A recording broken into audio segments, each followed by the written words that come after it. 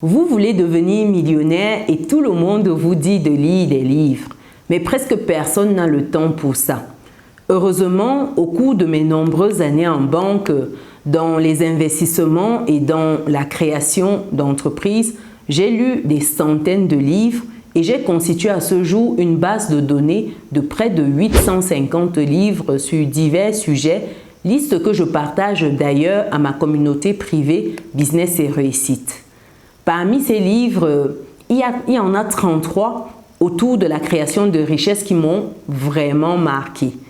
Alors, dans cette vidéo, je vais vous condenser ces livres-là, ces 33 livres en leçons fondamentales qui vous rendront effectivement riches dans tous les sens du terme.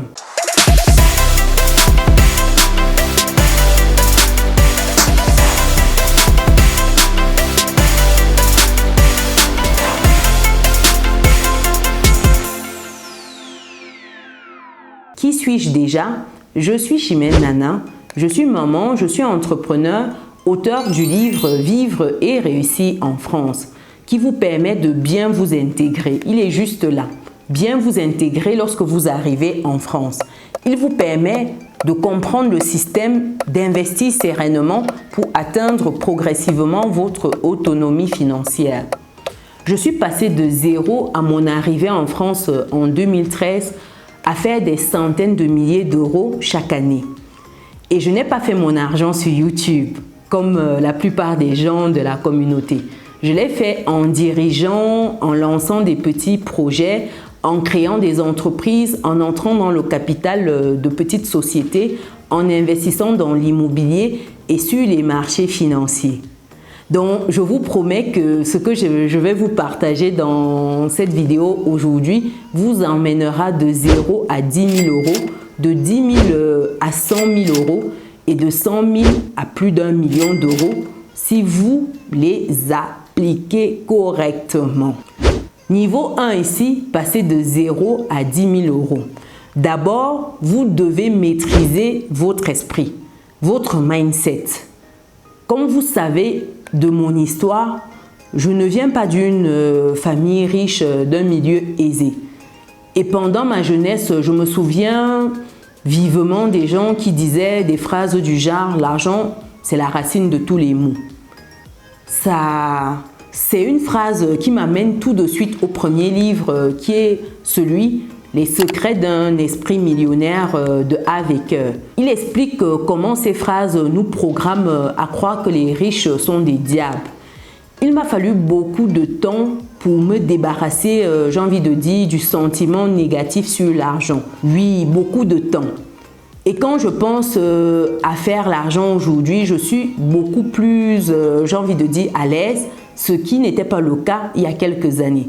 Si j'avais lu ce livre sur l'argent plus tôt, il m'aurait aidé à résoudre, j'ai envie de dire, un certain nombre de problèmes dans ma vie, dans ce sens-là plus tôt. Une fois que j'ai surmonté cet obstacle-là, je me suis demandé à quoi sert réellement l'argent. Pour moi, avant que je ne donne ma réponse, dites-moi, cher résilient, à quoi sert réellement l'argent pour vous? Pour moi, la réponse, c'est la liberté. Oui, l'argent, c'est la liberté. Ça nous amène au deuxième livre, La psychologie de l'argent de Morgan Housel. Il formule cela un peu différemment, mais dans le fond, c'est une histoire de contrôle pour lui, ce qui est, j'ai envie de dire, la même chose. Pour lui, en fait, c'est être capable de faire ce que vous voulez, quand vous le voulez, comme vous le voulez. Il mentionne aussi comment il y a une nette différence entre une personne riche et une personne aisée. La richesse, est-ce que vous ne voyez pas? Par exemple, la voiture n'est pas achetée, les diamants ne sont pas achetés, la rénovation est reportée, par exemple, les vêtements sont sacrifiés et les mises à niveau en première classe sont reportées.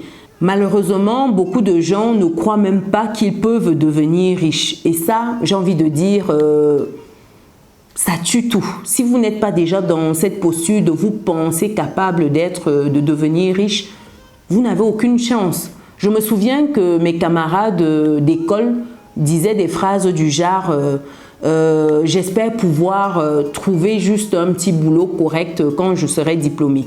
J'espère déjà trouver un petit travail. Des phrases comme ça, c'est des phrases qui doivent être bannies de votre vocabulaire. Ça nous amène au troisième livre, La magie de voir grand de David, qui nous explique que les gens se fixent leur ligne d'arrivée trop tôt. Ça veut dire que lorsque vous avez des objectifs, vous voulez les atteindre trop tôt. Et par conséquent, ces gens-là n'ont jamais la chance d'atteindre ces objectifs. Bien que je ne crois pas que penser grand seul suffise à devenir riche, je pense certainement que c'est le premier pas. Oui, avoir les choses en grand dans son esprit. J'ai toujours été à l'aise à l'école et pourtant je ne me sentais pas totalement en réussite complète dans ma vie. Curieusement, quand j'ai terminé avec l'école, j'ai commencé à travailler en banque. J'ai trouvé que je gagnais toujours. C'est probablement parce que je choisissais des emplois qui m'intéressaient plutôt que d'apprendre des choses qui ne m'intéressaient pas à l'école. Ça m'amène au quatrième livre, The Winner Effect de Lan Robert, qui parle en fait des études réelles pour étayer ce phénomène.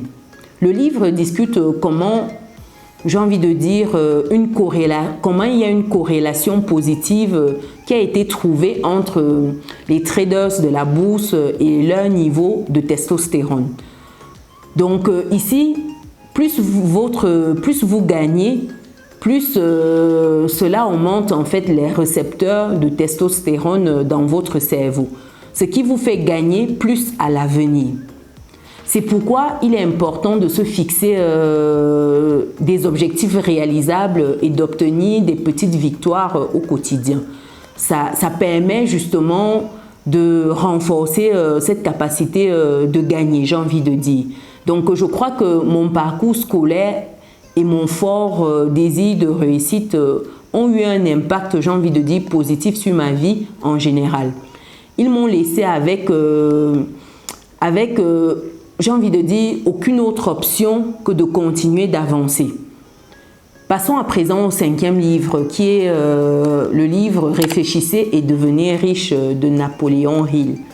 Ça, c'est un incontournable. Il raconte une histoire sur un grand commandant.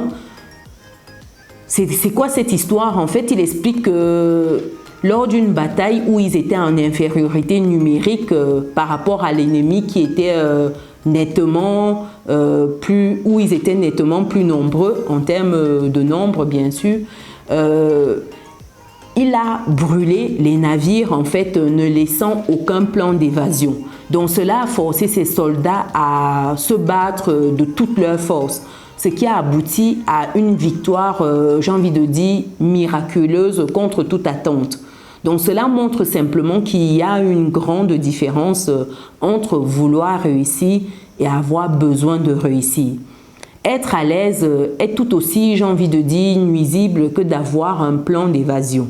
Donc lors d'une conversation avec Andrew Tate, il a fait référence à cela comme l'un des outils de la matrice.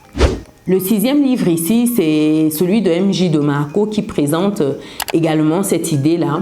L'auteur soutient que la société vise à nous transformer en citoyens, j'ai envie de dire, modèles, qui signifie médiocre, obéissant, dépendant, et sans vie en quelque sorte. Donc ici, il faut éviter ce sort et cela dépend de la façon dont vous pouvez gérer votre stress au quotidien. Passons au septième livre qui est The Essence of Success de Earl Nightingale, je vais y arriver, oui, voilà, qui donne une perspective utile à ce sujet-là. Donc le livre mentionne que toute l'eau qui forme un brouillard de 100 pieds de profondeur et de 7 pâtés de maison de l'âge, oui, voilà, peut tenir dans un petit verre. Un petit verre d'eau. Donc, chaque fois que je me sens, j'ai envie de dire, stressée, J'aime imaginer boire ce verre d'eau-là et l'utiliser comme un carburant. Maintenant, vous pouvez développer de bonnes habitudes. Ici, il faut comprendre que le stress peut également, j'ai envie de dire, provenir de facteurs hors de notre contrôle. C'est pour cette raison que je fais l'effort conscient de me concentrer uniquement sur les choses sur lesquelles je peux avoir un impact directement. Par exemple, lorsqu'il pleut, vous ne pouvez rien y faire, vous faites avec. Donc, il faut se focaliser sur ce que vous pouvez faire. Par exemple, sortir avec votre parapluie, tout simplement. Donc, passons au 8e livre qui est celui des habitudes atomiques de Santos Omari. Voilà. Le livre nous explique que beaucoup de gens se fixent sur l'objectif final sur lequel ils n'ont aucun contrôle plutôt que sur le processus leur permettant d'y parvenir, qui est entièrement entre leurs mains. Donc j'ai trouvé cette technique d'empilement des habitudes de l'auteur particulièrement utile pour former de nouvelles habitudes. La technique consiste ici à associer une nouvelle habitude à une ancienne déjà existante, de sorte que les deux sont réalisés en même temps. Cependant, la plupart des gens continuent simplement de remettre les choses à plus tard et ne forment jamais de bonnes habitudes. Donc, je connais beaucoup de personnes qui vont simplement à travers les mouvements sans aucune direction. Et avant même qu'ils ne le sachent, le temps passe, le temps file, le temps ne vous attend pas, malheureusement. Le 9e livre ici, ce sont les 7 habitudes de ceux qui réalisent tout ce qu'ils entreprennent de Stephen Covey. Ici, l'auteur insiste sur l'importance de toujours savoir où vous allez et de réfléchir à la façon dont vous voulez être, j'ai envie de dire, rappelé. Je sais que cela me donne en fait une motivation supplémentaire, mais ce n'est qu'une partie de l'équation, j'ai envie de dire. Avant de passer au 10e livre, pensez, chers résilients, à cliquer sur le bouton vous abonner, activer la cloche pour ne rien louper des prochains contenus qui paraîtront sur la chaîne. Pour ceux qui ont des projets d'investissement, qui souhaitent échanger là-dessus, rendez-vous sur business-et-réussite.com, onglet prendre rendez-vous. Et pour ceux qui souhaitent rejoindre le club privé des résilients, quand vous êtes sur business-et-réussite.com, c'est l'onglet Académie. Donc, après cette parenthèse, passons à présent au 10e livre, qui est The 12 Week Year de Brian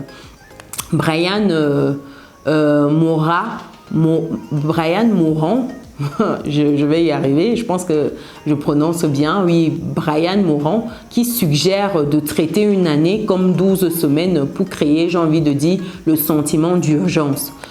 Cela m'a vraiment touchée car je sais que je suis, j'ai envie de dire, je suis au mieux sous pression. Je suis au top de ma forme lorsque je suis sous pression. Donc, je suis plus productive dans la pression. Donc, bien que la douleur à court terme soit souvent nécessaire pour un gain à long terme, il peut être difficile de se rappeler de cela lorsque vous êtes confronté à des défis au quotidien. Mais c'est toujours bon de savoir que voilà, les difficultés, c'est juste ponctuel. Et puis, on profite par la suite. Passons à présent au 11e livre qui est Getting Things Done de David Allen qui j'ai envie de dire, souligne l'importance de ne pas compter sur votre cerveau pour se rappeler de toutes les tâches que vous avez à faire. Vous devez plutôt, j'ai envie de dire, noter sur un téléphone, sur un carnet, et de cette façon-là, vous pouvez organiser vos tâches sans les confondre et vous pouvez également être sélectif sur ce sur quoi vous passez votre temps. Donc, ça vous permet de mettre certaines choses de côté. Il ne faut pas compter sur votre cerveau. Votre cerveau vous donne l'impression que voilà, vous êtes au taquet, mais malheureusement, vous oubliez certaines choses qui sont importantes. Donc, faites très attention ici. 12e livre, c'est l'essentialisme de Greg McKeown qui rappelle que chaque tâche à laquelle nous disons oui nous devons en dire non à beaucoup d'autres. Donc, ça veut dire qu'à chaque fois que vous dites oui pour une tâche, vous dites non indirectement ou directement à une autre tâche. Par exemple, si vous prenez un livre pour lire, vous dites oui à la lecture, c'est que vous dites non peut-être à Netflix. Aussi simple que ça. Donc, par conséquent, ici, il est important de valoriser le oui et de ne pas avoir peur de dire non. Il faut vous réapproprier le non, comme je vous dis souvent. Il ne faut pas avoir peur. Non, vous dites non, c'est tout. Donc, après avoir adopté ces habitudes, vous devriez comprendre, vous devriez commencer plutôt à développer des compétences de grande valeur. Dans le livre, il va plus loin en expliquant qu'il faut suivre sa passion. Cela nous amène au 13e livre intitulé « Ils ne pourront plus se passer de toi » de Cal Newport qui va plus loin. L'auteur a interviewé, j'ai envie de dire, de nombreuses personnes qui adorent leur travail. Il a trouvé que la plupart d'entre elles n'avaient pas initialement de passion pour leur travail. Au contraire, donc à mesure qu'elles s'amélioraient, leur amour pour leur travail grandissait. Donc la question à vous poser, c'est de savoir quelles compétences vous devriez commencer à développer si vous ne suivez pas nécessairement votre passion. Avant d'aller plus loin, chers résilients, dites-moi lesquels de ces livres énoncés vous avez lus jusqu'ici. Qu'est-ce que vous avez retenu? Partagez avec nous. Passons à présent au 14e livre, oui c'est ça, The Unfair Advantage, édition de Mark Donowitz. C'est pas évident, qui suggère que pour réussir dans un monde injuste, vous devez, j'ai envie de dire, trouver ce que vous faites le mieux que la plupart des gens et vous y investir corps et âme. Cependant, il n'est plus suffisant de simplement posséder des compétences de grande valeur. L'intelligence artificielle remplace rapidement de nombreux emplois aujourd'hui. Je l'utilise de plus en plus dans différentes entreprises pour accomplir des tâches simples. Donc c'est pourquoi les idées partagées dans le 15e livre Atteindre l'excellence de Robert Greene sont plus importantes que jamais. Ici, Robert développe tout au long du livre, ou plutôt sa principale conclusion, c'est que vous devez développer un ensemble unique de compétences qui est presque impossible à reproduire. Néanmoins, lorsque vous lisez le 16e livre, qui est celui de Still Like an Artist de Austin Kleon, qui suggère de copier à partir de plusieurs sources jusqu'à ce que vous ayez un mélange vraiment original. Donc ça veut dire que vous piochez un peu partout et ça fait votre patte à la fin. Avoir cet ensemble unique de compétences vous donnera la capacité de gagner un revenu élevé. Cependant, cela ne signifie toujours pas que vous pouvez construire la richesse sans comprendre les bases de la finance personnelle. La plus grande leçon que j'ai apprise, qui est également partagée dans le 17e livre et célèbre livre, j'ai envie de dire, de Père riche, Père pauvre de Robert Kiyosaki, c'est que Robert explique que tout ce que vous achetez, tout ce que nous achetons est soit un actif, soit un passif. Pour savoir lequel, il suffit de demander est-ce que cela met de l'argent dans ma poche ou prend de l'argent de ma poche. Bien sûr, si vous voulez être riche, le but devrait être d'acheter autant d'actifs que de passifs. Beaucoup de gens ne voient pas la valeur de l'investissement. Ils préfèrent en fait se limiter à des passifs pour le plaisir immédiat. Permettez-moi de vous poser cette question. Préférez-vous avoir 3 millions d'euros maintenant ou 1 centime qui double chaque jour pendant 31 jours? La bonne réponse ici est le centime car il se transforme réellement en 10 700 000 € à la fin de l'exercice. Et pourtant, certains auraient choisi d'avoir tout de suite les 3 millions. Or, s'ils avaient pris le centime, à la fin, ils auraient eu 10 millions, un peu plus de 10 millions. C'est pour que vous compreniez ici l'importance du facteur temps dans toute chose. C'est très important. Et ça, c'est lorsque vous avez une intelligence financière que vous pouvez analyser de cette manière-là. Ce livre, c'est juste une masterclass. Passons au 18e livre qui est L'effet cumulé de Darren Hardy, qui utilise cette analogie pour démontrer la puissance de l'investissement et de l'intérêt composé. C'est ce que je disais précédemment avec l'exemple pris pour le livre de Robert Kiyosaki. C'est préférable d'avoir les centimes qui vont se multiplier avec l'effet de l'intérêt composé. Vous aurez à la fin une somme plus intéressante. Donc ici, il faut deux facteurs, le facteur temps, le facteur patience. Oui, donc ici vous devez être patient.